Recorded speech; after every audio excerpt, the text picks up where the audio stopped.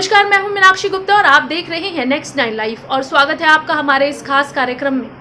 TV की दुनिया के पॉपुलर एंकर रोहित सरदाना के निधन के बाद से देश भर में शोक की लहर है। खासतौर से पत्रकारिता जगत में एक गहरा शून्य व्याप्त है।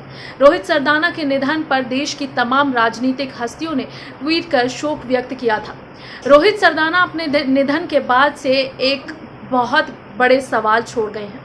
दरअसल रोहित सरदाना कुछ समय पहले कोरोना से संक्रमित हुए थे, जिसके बाद उनकी हालत बिगड़ने पर उन्हें नोएडा के एक निजी अस्पताल में भर्ती कराया गया था। लेकिन शुक्रवार की तड़के सुबह उनकी अचानक से तबीयत बिगड़ी, जिसके बाद उन्हें वेंटिलेटर पर शिफ्ट किया गया। इसके बाद उनका हार्ट अटैक के चलते निधन हो गया। लेकिन रोहित सरदाना के निधन के बाद से ही तमाम तरह के सवाल हैं जो चर्चा का विषय बने हुए हैं। दरअसल रोहित सरदाना के निधन ने ये सवाल खड़े कर दिए हैं कि कोरोना के इलाज में इतना ज़्यादा कन्फ्यूजन क्यों है। वहीं रोहित सरदाना के निधन पर दिग्गज खिलाड़ी बबीता फोगाट ने भी सवाल खड़े किए हैं। तो क्या है ये पूरा माजरा, हमारी इस खास रिपोर्ट में देखिए। लोकप्रिय TV news anchor Rohit Sardana के निधन ने ये सोचने को मजबूर कर दिया है कि हर तरह से फिट आदमी भी क्यों और कैसे कोरोना का इतना आसान शिकार हो सकता है। उनके दुखदायी निधन ये सोचने को मजबूर कर रहा है कि क्या कहीं मेडिकल साइंस की चूक की वजह से तो ऐसा नहीं हुआ। दरअसल उन्हें जानने वालों का कहना है कि उन्हें शुगर, ब्लड प्रेशर जैसी कोई बीमारी नहीं थी। एक दिन पहले तक वो अपना ट्विटर हैंडल पर खूब एक्टिव थे, लगातार बीमार लोगों की मदद के लिए ट्वीट कर रहे थे। अचानक सुबह खबर मिलती है कि वो नहीं रहे। मीडिया जगत के दो महारथियों की उन पर लिखी पोस्ट भी उनके ट्रीटमेंट और मेडिकल साइंस की कमजोरियों की ओर इशारा करती है। रोहित सही मायने में एक ऐसे पत्रकार रहे जो मरने के बाद भी लोगों की भलाई के लिए एक मुद्दा छोड़ गए। रोहित के निधन के चलते ही देश में ही हो रही हजारों मौतों की चर्चा हो रही है कि आखिरकार कोरोना का जो इलाज डॉक्टर्स कर रहे हैं, कहीं उनमें कोई खामी तो नहीं है। ये बिल्कुल सही है कि कोरोना पेशेंट के लिए देश में डॉक्टर्स अभी कुछ निश्चित गाइडलाइंस पर नहीं चल पा रहे हैं। इसमें डॉक्टर्स का कोई दोष भी नहीं है, क्योंकि कोरोना ने अपने दूसरे हमले में इतना सोचने का मौका ही नहीं दिया। देश भर के डॉक्टर्स के प्रिस्क्रिप्शन अलग अलग ढंग से इलाज करते दिख रहे हैं। दरअसल कोरोना को लेकर शुरू से इतने कंफ्यूजन रहे हैं कि भारत क्या, अमेरिका और यूरोप जहां बड़े पैमाने पर रिसर्च होते रहे हैं, वहां भी डॉक्टर्स, हेल्थ एक्सपर्ट्स और साइंटिस्ट कोरोना के इलाज को लेकर एक निश्चित गाइडलाइंस को लेकर एक मत होते कभी नहीं दिखे।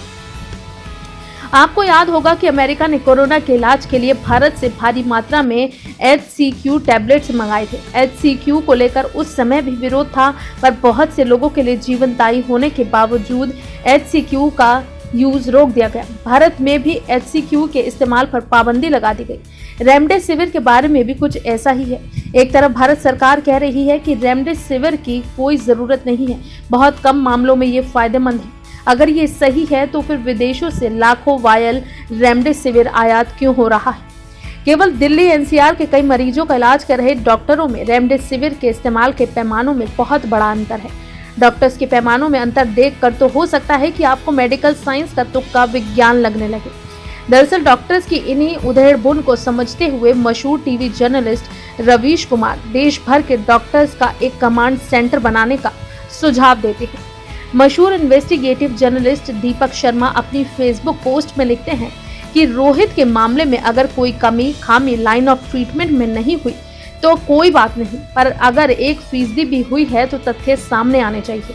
डॉक्टर्स पर संदेह करना इस पोस्ट का मकसद कतई नहीं है, पर डॉक्टर्स का लाइन ऑफ ट्रीटमेंट क्या बिल्कुल ठीक था, ये रोहित को पसंद करने वाला जरूर जानना चाहेंगे। शर्मा कहते हैं कि उनके आखिरी ट्वीट से ये स्पष्ट होता है कि कोरोना संक्रमण के बाद भी वो 24 घंटे पहले बिल्कुल ठीक थे।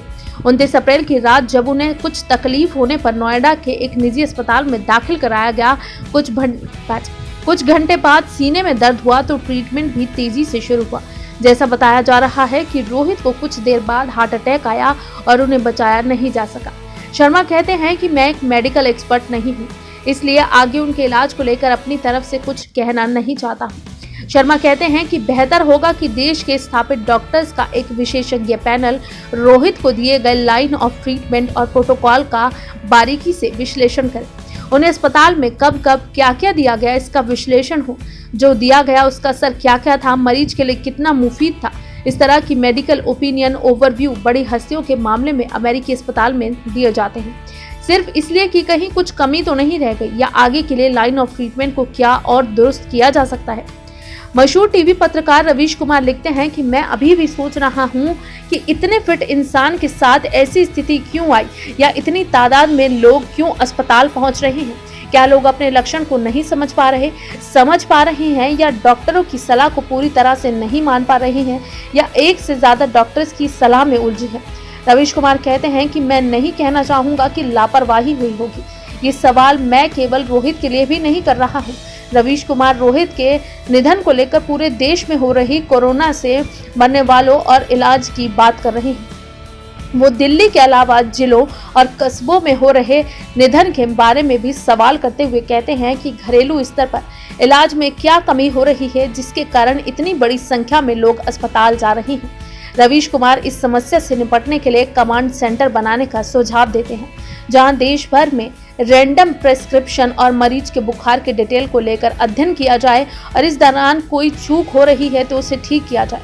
उनका कहना है कि जो अच्छे डॉक्टर हैं उनके अनुभवों का लाभ जिलों तक एक साथ पहुंचाया जा सकता है ताकि डॉक्टरों की दुनिया अपने अनुभवों को लगातार साझा करती रहे। ये काम कमांड सेंटर से ही हो सकता है क्योंकि निजी तौर पर अब डॉक्टर्स के पास कम वक्त है। वहीं रोहित सरदाना के निधन पर महिला रेसलर बबीता फोगाट ने भी सवाल उठाए हैं और उन्होंने इसको एक साजिश करार दिया है और जांच करने की मांग की। वरिष्ठ पत्रकार और एंकर रोहित सरदाना का शुक्रवार को निधन हो गया। इसके बाद से पहलवान बबीता फोगाट ने टीवी एंकर रोहित सरदाना के निधन को साजिश बताया है। उन्होंने शनिवार को सोशल मीडिया पर इस बारे में कहा कि रोहित सरदाना के निधन संदेह के घेरे में है। उन्होंने इसकी जांच करने की भी मांग की। एक निजी टीवी चैनल के वरिष्ठ पत्रकार और एंकर रोहित सरदाना का शुक्रवार को निधन हो गया। वो पिछले कुछ समय से कोरोना वायरस से संक्रमित थे। 2014 कॉमनवेल्थ गेम्स में स्वर्ण पदक जीतने वाली बबीता ने ट्वीट करते हुए लिखा, रोहित सरदाना का निधन संदेह के घेरे में है, इसकी जांच होनी चाहिए। कोविड-19 पॉजिटिव आने के बाद रोहित को परेशानियों के चलते अस्पताल में भर्ती कराया गया था। वो कोरोना महामारी को मात दे रहे थे और इससे उबर भी रहे थे, लेकिन शुक्रवार को हार्ट अटैक की वजह से वो जिंदगी की जंग हार गए। प्रधानमंत्री नरेंद्र मोदी, गृह मंत्री अमित शाह समेत कई दिग्गज हस्तियों ने रोहित के निधन पर दुख जताया था। इससे पहले बबीता ने पत्रकार के निधन के बाद ट्वीट किया था, मशहूर एंकर और हरियाणा की मिट्टी के लाल रोहित सरदाना जी के निधन का दुखद समाचार प्राप्त हुआ। ईश्वर दिवंगत आत्मा को अपने श्री चरणों में स्थान दे और परिजनों को ये दुख सहने का संबल दे।